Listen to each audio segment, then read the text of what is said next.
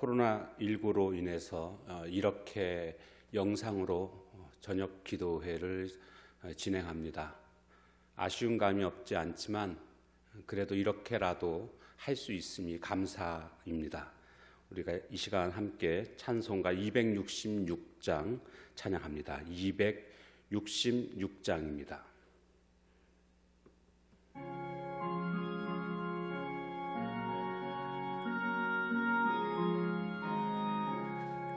주의 피로 이룬 샘물 참 깊고 넓도다. 구원하는 그 신능력 다 찬송할지라. 찬송하세 주의 보혈 그 샘에 지금 나가. 죄에 깊이 빠진 이 몸 그 피로 씻어 맑히네. 죄악 세상 이김으로 거룩한 길 가는 나의 마음 성전 삼고 주께서 계시네. 찬송하세 주의 보혈 그 샘에 지금 나가. 죄에 깊이 빠진 이 몸 그 피로 씻어 맑히네. 주 예수를 깊이 아는 놀라운 그 은혜. 하늘나라 즐거움이 매일 새롭도다. 찬송하세 주의 보혈 그 샘에 지금 나가. 죄에 깊이 빠진 이 몸 그 피로 씻어 맑히네. 아멘. 하나님 말씀 요한복음 13장입니다. 요한복음 13장 1절에서 11절까지 보겠습니다. 요한복음 13장 신약 페이지 169페이지입니다. 169페이지 요한복음 13장 1절에서 11절까지 말씀 봅니다. 6월절 전에 예수께서 자기가 세상을 떠나 아버지께로 돌아가실 때가 이른 줄 아시고 세상에 있는 자기 사람들을 사랑하시되 끝까지 사랑하시니라. 마귀가 벌써 시몬의 아들 가롯 유다의 마음에 예수를 팔려는 생각을 넣었더라.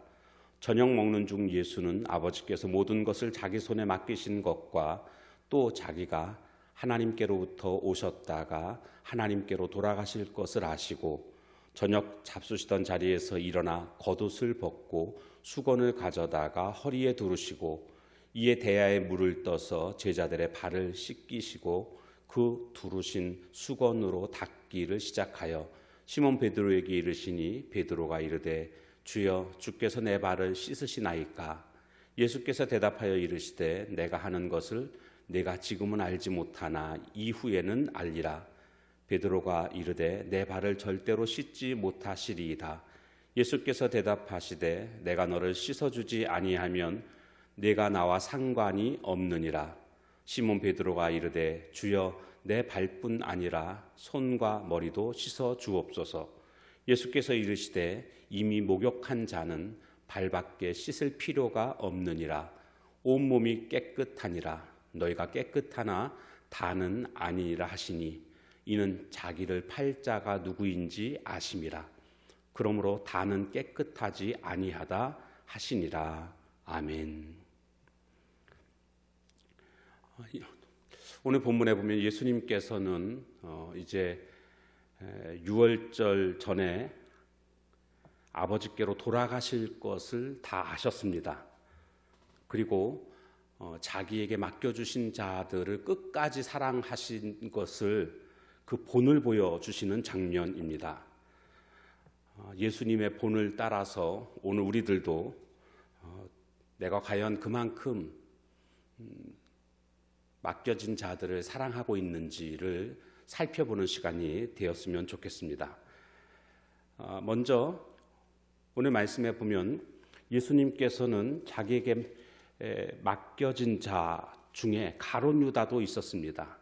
예수님 지금 이제 십자가를 지시고 하나님께로 다시 돌아가실 터인데 1절 끝에 보니까 자기 사람들을 사랑하시되 끝까지 사랑하시니라 이렇게 말씀이 기록되어 있습니다. 그리고 바로 곧이어서 2절에 보면 예수님을 팔려고 하는 가룟 유다에 대해서 기록되어져 있습니다. 그러니까 예수님께서 끝까지 사랑하시는 그 자 안에는 가룟 유다까지도 포함되어져 있다라는 것을 알 수가 있습니다. 오늘 본문에 나오는 것처럼 제자들의 발을 씻어주시는 이때에도 가룟 유다가 어떤 행동을 할 것인지 아셨습니다. 성찬식 때에도 예수님은 이미 벌써 가룟 유다가 어떤 행동을 할 것인지를 다 아셨습니다. 그럼에도 불구하고 다른 제자들과 동일하게 이 모임에 가룟 유다를 참석시키셨고 동일한 사랑을 베풀어 주셨다라는 것을 알 수가 있습니다. 끝까지 사랑하시는 예수님, 이 모습 속에서 오늘 우리들은 큰 도전을 받게 됩니다. 왜냐하면 우리의 사랑은 냄비처럼 금방 사랑했다가 금방 식어버리는 그런 사랑의 모습이기 때문입니다. 반면에 예수님은 맡겨진 자들을 위해서 끝까지 품으시는 그런 사랑하시는 예수님의 모습을 우리가 발견하게 됩니다. 자, 그런가 하면 오늘 본문 가운데 가장 우리의 시선을 끄는 장면은 바로 제자들의 발을 씻어주시는 장면입니다. 지금 예수님과 그의 제자들의 상황은요, 예수님은 안 그러셨지만 제자들은 굉장히 들떠있는 상황이라고 할 수가 있습니다. 예수님은 지금 십자가를 지시기 위해서 사실은 마음이 무거우신 상황인데 제자들은 예루살렘 성에 입성할 때에 수많은 유대인들이 호산나 찬송하리로다라고 하면서 예수님을 환영했던 그 감격이 아직도 채 가시지 않은 그런 상태였습니다. 벌써 그들은 이미 마음적으로는 높은 자리에 다 올라서 있는 그런 상태였다라는 것입니다. 서로가 서로를 위해서 종이 되기보다는 내가 어떻게 하면 높은 자리에 올라갈 수 있을까, 이 생각을 하고 있던 것이 제자들의 생각이었습니다.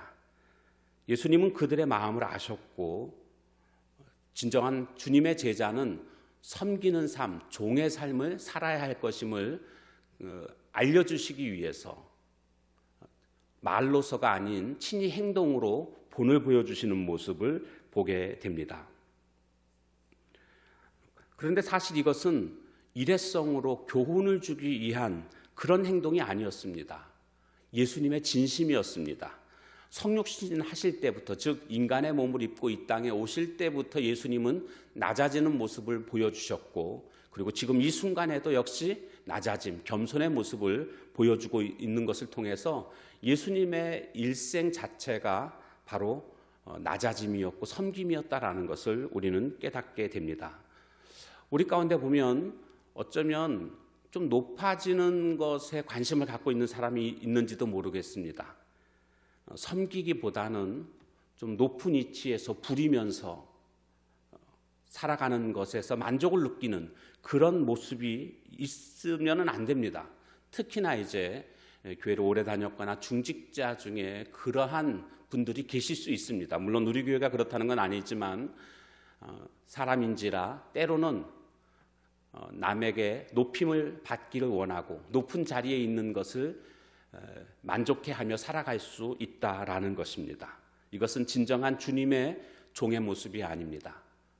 진정한 주님의 제자의 모습이라고 한다면 섬기는 삶, 종의 삶, 낮아짐의 삶, 겸손의 삶이라고 할 수가 있겠습니다. 그런데 오늘 본문에 보면 이렇게 발을 씻어 주시는 예수님, 그래서 말씀에 보면 허리에 수건을 두르시고 대야에 물을 떠서 제자들의 발을 씻어 주시기 시작하는데 베드로는 이것을 거절합니다. 아마도 이 베드로의 마음은 내가 제자고 예수님이 스승인데 스승인 예수님께서 어찌 제자인 내 발을 씻을 수 있습니까? 제가 씻어드리면 씻어드리지요 하는 그런 마음이었을 것입니다. 사실 발을 씻어주는 행위는 주인이 밖에 나갔다 들어오면 종이 하는 그런 행위입니다. 그렇기 때문에 베드로는 예수님께서 자신의 발을 씻어주시는 것을 용납할 수 없었던 것입니다. 자, 그런데 예수님께서 이렇게 말씀하시죠. 내가 지금 이것을 거절하게 되면 나하고 상관이 없다. 이렇게 예수님께서 말씀하십니다. 8절 끝에 보면 내가 너를 씻어주지 아니하면 네가 나와 상관이 없느니라. 상관이라는 것은 서로의 관계가 없다. 공유할 것이 아무것도 없다. 이렇게 말씀하십니다. 예수님과 제자들이 하나 될 수 있었던 이유는요, 바로 예수님께서 제자들의 허물을 품어주셨기 때문이다 라는 생각을 해보게 됩니다. 발을 그러면 가장 더러운 것이고 가장 거리끼는 것일 겁니다. 그럼에도 불구하고 예수님은 제자들의 발을 씻어 주셨습니다. 제자들의 연약한 부분들을 품어주시는 예수님의 모습을 우리는 보고 있는 것입니다. 오늘날 교회는 세상에서 가난한 자, 소외된 자, 아픈 자들을 품어주는 그런 교회가 되어야 합니다. 왜냐하면 그것이 예수님의 마음이기 때문에 그렇습니다. 마음이 결핍되어져 있는 사람들, 마음이 가난한 사람들, 아픈 사람들, 영혼이 병든 사람들, 이런 모든 자들을 교회는 마땅히 품어주는 모습이 있어야 합니다. 예수님이 이렇게 제자들의 발을 씻어 주실 수 있었던 것은 그 연약함을 허물로 보지 않으셨다라는 겁니다. 아니, 오히려 그 연약함을 품고 함께 해야 할 것으로 주님은 생각하셨습니다. 오늘 우리들도 우리 주변에 연약한 모습들을 볼 수 있다면 그들을 보는 순간 허물을 지적할 것이 아니라 사랑으로 품어줘야 할 이유로 우리가 생각해야 할 줄로 믿습니다. 가족 안에서도 허물이 보일 때가 있습니다. 결혼하기 전에 남편, 아내 서로 간에 허물이 별로 안 보입니다. 그런데 결혼하고 나면 온통 허물투성이인 것을 발견하게 됩니다. 결혼하기 전에는 오히려 그것이 매력적으로 보일 수도 있었을 것입니다. 그러나 결혼하고 나면 허물입니다. 그러나 그 허물이 우리가 품어줘야 할 이유로 생각할 수 있다면 가족 안에 참된 사랑과 섬김의 모습이 넘치게 되는 것 아니겠습니까? 오늘 그리스도인들은 이처럼 다른 사람들의 허물을 내가 품어줘야 할 이유로 여길 줄 아는 자가 될 때에 예수님의 마음을 닮아가는 자라고 말할 수가 있겠습니다. 예수님은 십자가를 지시기 바로 전까지도 이토록 자신에게 주어진 제자들을 끝까지 사랑하시는, 그래서 진정한 사랑이 무엇인가를 우리에게 보여주셨는데 이것을 특별히 말로 하지 않으시고 행동으로 보여주셨다는 것은 뜻한 바가 있습니다. 바로 그것은 오늘 우리들도 다른 사람들을 사랑하고 섬긴다고 할 때에 말로서가 아닌 행동으로 옮겨야 한다라는 것을 우리에게 알려주고 있는 것입니다. 하늘 보좌를 버리시고 이 땅에 오신 예수님께서 자신을 배신할 가룟 유다마저도 사랑으로 품어주셨다고 한다면 오늘 우리도 이 예수님의 마음을 우리가 담는다면 마땅히 품어야 할 줄로 믿습니다. 나를 아프게 하는 사람, 나를 힘들게 하는 사람, 그래서 나는 참으로 용납하기 어려운 사람들이 분명히 있을 것입니다. 근데 내가 그 사람을 용납하지 못한다고 한다면 그것은 그 사람에게 잘못이 있다기보다는 그 사람을 향한 나의 사랑이 부족하기 때문이다라는 결론을 우리는 얻게 됩니다. 예수님의 사랑, 진정한 사랑, 그 사랑을 담는 우리 모두가 다 되어지시기를 주님의 이름으로 축원합니다. 기도하겠습니다. 좋으신 하나님 감사합니다. 가룟 유다까지도 사랑하셨던 주님의 모습을 이 시간 우리가 보게 되었습니다. 자신을 배신하는 그 가룟 유다마저도 품으시는 그 주님의 진정한 사랑, 끝까지 사랑하시는 주님의 모습에 우리는 큰 도전을 받습니다. 주님, 나의 사랑은 지금까지 혹시 가짜 사랑이 아니었는가 이렇게 생각해 보게 됩니다. 그런가 하면 예수님께서는 스승임에도 불구하고 제자들의 발을 씻기시며 섬김의 본을 보여주신 것을 보게 됩니다. 주님, 높아지기보다 낮아질 줄 아는, 섬김을 받기보다는 섬길 줄 아는 주님의 참된 제자가 되게 하옵소서. 또한 베드로의 그 거절함에도 불구하고 주님은 끝까지 발을 씻어주시고자 하셨던 모습을 통해서 허물마저도 품어주시는 예수님의 모습을 이 시간 보게 되었습니다. 모든 연약한 부분들을 품으셨던 예수님처럼 오늘 우리들도 다른 사람의 부족한 모습, 연약한 모습들을 용납하기 어렵다면 바로 그것은 그 사람에게 잘못이 있어서가 아니라 사실은 나의 사랑이 부족하기 때문인 것도 이 시간 깨닫게 됩니다.